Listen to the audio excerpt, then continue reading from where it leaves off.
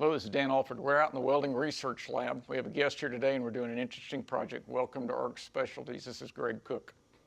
Thank you, Dan.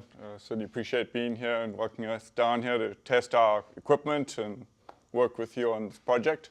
So this is interesting. There's a lot of companies that do machine vision.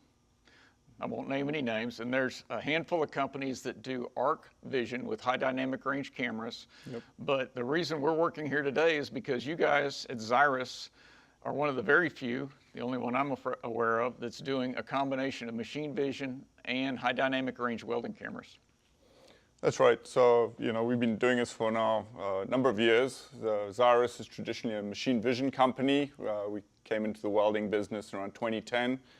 And we're now making a number of cameras. So I brought a few. We have our thermal camera here mounted. We're looking at the torch with that. And then we bring that in, and all our cameras we connect with our software. So in this case, we're having our Weld Studio Pro. And then that is where we want to collect all our data. We can do, of course, all the recording. We can do all the data processing. We can extract measurements. And then now we're looking at how we can use that data to really see how to maybe automate or better monitor the process.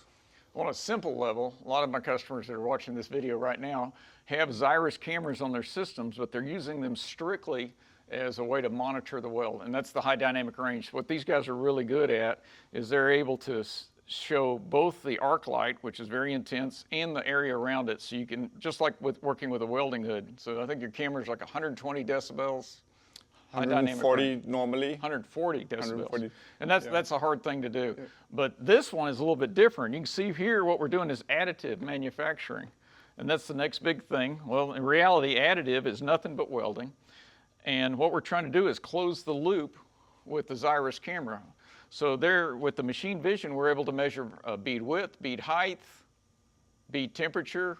Yeah, so the thermal, we also get the temperature information, and there's honestly, hundreds of data points and measurements that can be made from the geometry and the features around the melt pool, even from the torch, the wire, what the end of the wire might look like, what the shape of the melt pool might be, what the cooling bead might do. And, every pixel that's in the image is kind of a data point we can extract and use. And that's part of the challenge of what we work on as well. So, we've designed the hardware, being the camera systems, to capture all of this information using, as we mentioned, this high dynamic range technology to get the right image. And then, of course, the work we're doing now is more trying to use that image to get meaningful measurements. And that's what we're playing with in the lab. So, we're just getting started with this, but what our theory is, as the puddle starts to change in shape, we can detect that and change variables. And since Greg's given us all the data back, we can plug that into any welding variable. So probably when it gets too wide, we're going to reduce heat input, increase travel speed, but we're just starting with this stuff. And this is going to be exclusive to ARC Specialties, correct? I'm kidding. You'll have to speak. I'm kidding. We never asked for exclusivity. This is a great project. Yeah. You're welcome to call Greg and anybody at XIRIS. Just Thank kidding. You. Yeah.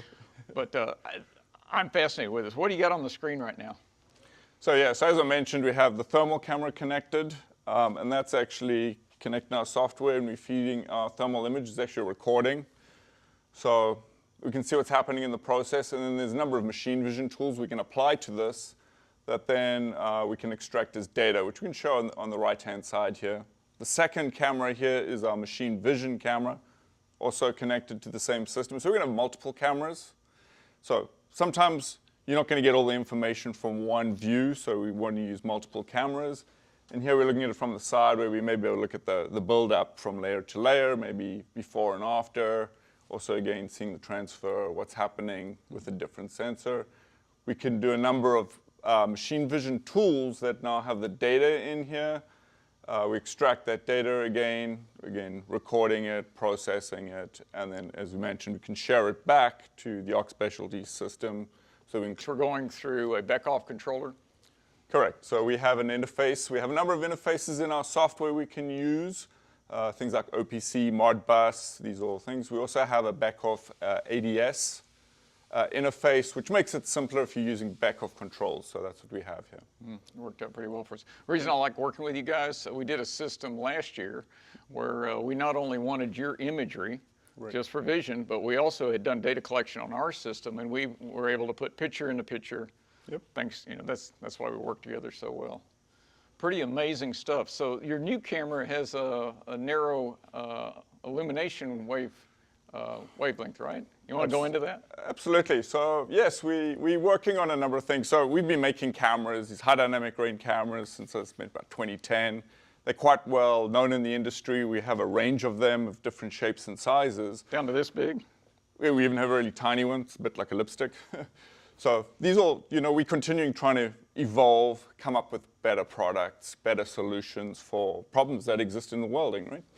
So one of the things we did find out is that, our image, we're often very good at looking at things in and around the melt pool, what's happening. We don't really capture the background very well.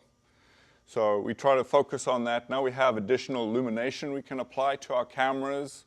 There's a few changes we need to make, so we are using narrow bandwidth. So you illuminate it with one wavelength, and that's what you're looking at, and that's how you illuminate. So that's part of the secret, is you really want to cut down on the wavelengths. You don't want to see all the intensity in the bright arc. So finding the right wavelength, using that, and then illuminating it to an adequate amount is what we're doing here to be able to do a nice, good image. And that image holds whether you're welding or not welding, and that's quite attractive. So right, a lot of the cameras you have to add additional light when the arc is off. Correct. Correct. And our traditional cameras also like that. They normally, it is you add light because you want to see when not welding, but when welding, of course, you can turn the light off because it's not going to do anything. The arc is so powerfully bright that it really takes a huge amount of illumination to try and overpower that. So we don't, there are techniques of using lasers and things like that. We don't necessarily want to do that, so we can do it without that. And that's.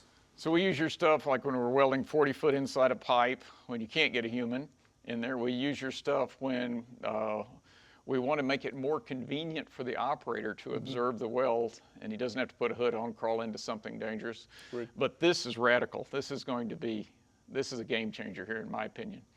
Where we certainly hope so. Yeah, we're using vision data to close the loop on additive manufacturing. Our hope one day is we'll be able to just specify a bead shape, and using the data that you feed back, we develop that automatically. Yeah, and that's why we like working with you as well, and people in the space, because there's a huge amount still to be discovered and done. Certainly from our side is, we're continuing to work on the tools of being able to capture the information using cameras, using other sensors, processing it kind of in real time on our software here at the edge, and then being able to provide that data back. And this is the trick. We've got to find the meaningful data, and that's where the collaboration comes through, that you can use it in a robust and simple way so that the process can be more precise, better, more automated. Because the whole aim is increasing productivity, and also, let's get rid of the defects. Let's do it first time right. Well, it's just how a human welder would do it. They would observe visually what's going on. Right. And so now we get to write an algorithm Right. that will say, when you see this, do that. It's going to be fascinating. So this is a fun exciting industry. I mean, Charles Stinning was one of the pioneers way back in the 70s doing vision systems, and then there's been a few, and you guys have been in the business for... Well, I've been doing machine vision since probably would have been the 1990, 89, that time. And yeah, we've been doing machine vision with cameras in the automotive. Optical media was a big piece, but now, welding is certainly, I'd say, the most challenging in many ways. It's also the most exciting because it is in so many different processes, and there's a lot that can be done with it. And I think we're starting to see more and more of that now as a lot of these processes do become more automated. A lot of the software algorithms and tools, and even the hardware to some extent, have the processing capability to start making it simple, right? And certainly the goal is, we take the CAD file, we pass it to the machine, and it will produce, the right part. And we're almost there. I always think every year we're getting a little closer, but, in truth, it's still going to take a bit to get there. No, But I we think this get will be great. closer every week. Something new happens, and it's an exciting place to be. How is it you came to be working in this industry? What's your background? So, well, my background, I'm originally from South Africa. I could tell. Mechanical engineer. I actually used to work in the oil industry to some extent, repairing parts and knew a little bit about welding, not much admittedly. And, decided I wanted to sort of see the world a bit more, so I moved to Canada. And a few career changes passed, and I found this company in Burlington that makes, it's a small company, but, very focused on what they do in terms of machine vision and have this not unique, but certainly this excellent product in terms of making Weld vision cameras. And it kind of leads back into being engaged in the industry and doing something new and exciting. So that's how I get there. Might be a small company, but it's world class. 100%. I'll put your XIRIS cameras all over the world.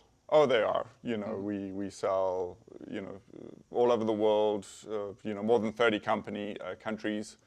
A long list of companies that do use our cameras and technology. And, I think for us, what's also been very interesting is a lot of people who are doing research use our cameras quite considerably. And a lot of the things we do are kind of overbuilt. We started this by saying, yes, there are other ways of getting an welding image using a camera, and there's other technologies and other people who do that. We take it the step further because we believe in the machine vision, getting the data, using the data that's available in the image. Yes, all of this will help your operators be better and provide you better capability to do, let's say, a better process. But, you can also do all this automation that exists, and it just enables everyone, right? So let's raise the bar on this. And the backstory is you were here for a full day preparing this system, working with my programmers to get ready for the customer, and to the customer it looks seamless. We appreciate that very much. No, thank you for having us. It was a pleasure. All right, we got to come back when we've got all the closed loop variables running, and we'll do another edition of this. 100%. I look forward to that. Thank you. Thank you. ARC Specialties thrives on problems. Send us yours.